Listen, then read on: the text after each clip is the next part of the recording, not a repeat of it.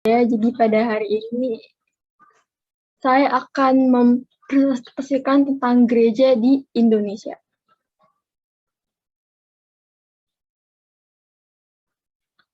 Awal mula masuknya Injil di Indonesia part 1. Jadi, misi pekabaran Injil yang didasarkan pada amanat agung Yesus, yaitu pergilah dan jadikanlah semua bangsa muridku, dari Matius 28 ayat 19. Makin meluaslah hingga ke seluruh penjuru bumi, termasuk ke dalam Indonesia. Pada abad kedua Masehi, keberadaan gereja ditemukan di Barus, Sumatera Utara. Tetapi, jerak dari kekristenan itu hilang dan tidak lagi diketahui proses perkembangannya. Pekebaran di Injil Indonesia baru-baru dicatat pada awal abad ke-16. Saat itu, dunia politik dan perdagangan mengalami perubahan yang sangat besar, sehingga terjadi ekspedisi secara besar-besaran.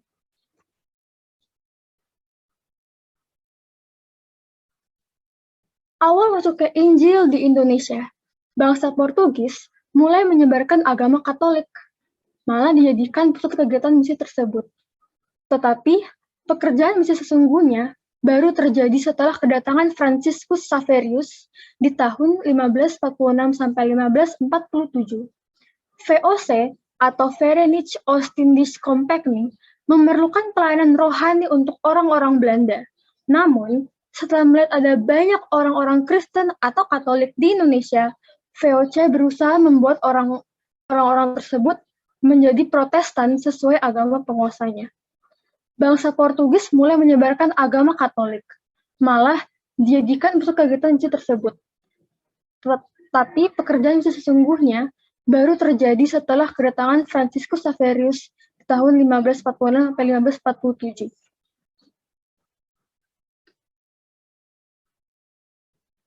Setelah 20 tahun, VOC pun berakhir. Pemerintah Belanda tetap menguasai Indonesia, tapi tidak melihat dirinya sebagai penguasa Kristen, melainkan sebagai pemerintah sekuler. Maka dari itu, pemerintah Belanda bersikap netral terhadap agama. Sebaliknya, gereja Lutheran mendapatkan kebebasannya, sedangkan gereja Katolik mendapat kembali izin untuk melakukan misi di Indonesia. Lembaga-lembaga pekabaran Injil bebas masuk ke Indonesia.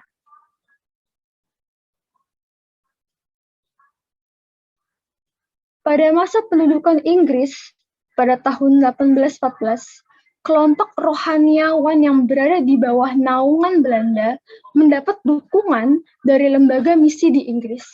Lalu, di beberapa daerah muncul beberapa gereja lokal, seperti perkabaran Injil oleh Ibrahim Tunggul Wulung, Kiai Sadrak, dan Paulus Tosari.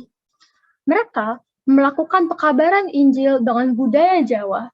Walaupun pengetahuannya mereka sedikit, tetapi mereka menghimpun banyak pengikut, bahkan lebih banyak dari hasil kerja perang Injil di Eropa.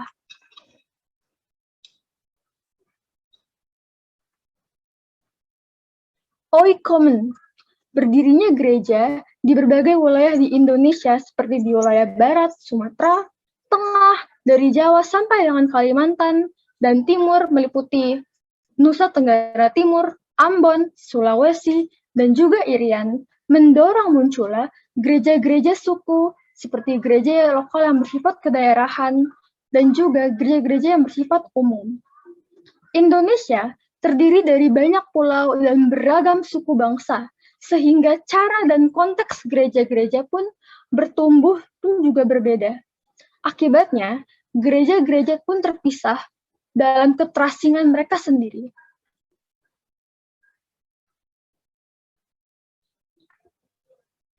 Pergumulan demi pergumulan memunculkan kesadaran bahwa setiap gereja adalah bagian dari gereja yang esa, kudus, dan lain-lain. Pada awal abad ke-20, lahir secara bersamaan dua gerakan, yaitu adalah gerakan kebangsaan Indonesia dan juga gerakan All Common modern di dunia. Hal ini mendorong gereja-gereja di Indonesia untuk menemukan wadah kebersamaan sebagai alat untuk bersekutu, bersaksi, dan melayani bersama. Maka berdirilah HTS, atau dikenal dengan Hauger Theology School pada tahun 1934 di Bogor.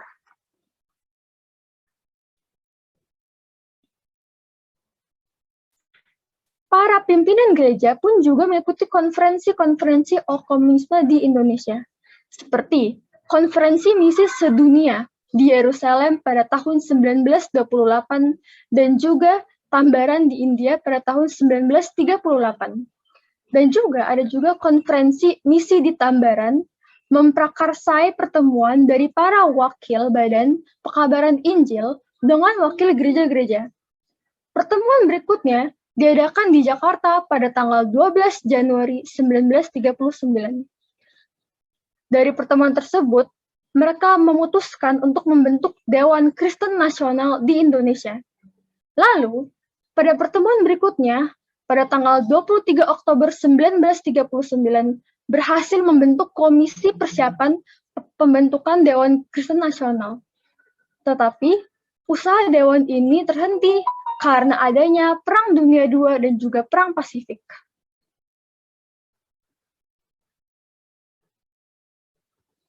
Usaha untuk mewujudkan keesaan terus menggelora hati para tokoh-tokoh Kristen.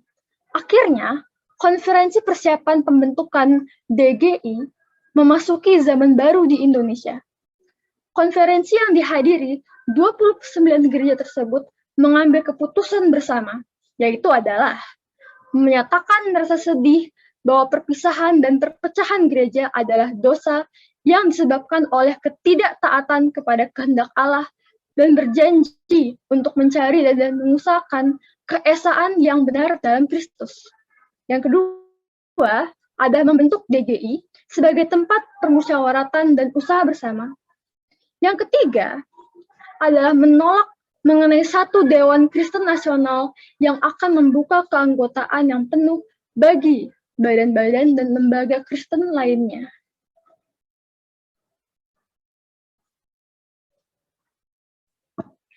Berkat pimpinan Roh Kudus, pada tanggal 21 sampai 28 Mei 1950 terselenggara Konferensi Pembentukan DGI di Jakarta. Pada tanggal 25 Mei 1950, tepat pukul 12, Dewan Gereja-Gereja di Indonesia dinyatakan berdiri, ditandai dengan pernyataan ketua sidang. Dengan diterimanya anggaran dasar ini oleh utus-utusan, berdirilah Dewan Gereja-Gereja di Indonesia. Saat ini penting sekali yang ditunggu-tunggu sebagai karunia Allah. Sidang pembentukan DGI tahun 1950 ini sekaligus dianggap sebagai sidang raya 1 DGI. Dengan berdirinya DGI, gereja di Indonesia memasuki sejarah bersama-sama. Keragaman latar belakang, teologis, demonisasi, suku bangsa, tradisi budaya, dan juga tradisi gerejawi tidak dilihat lagi sebagai perbedaan yang memisahkan, melainkan sebagai harta benda berharga yang memperkaya kehidupan gereja-gereja dalam proses mengasah.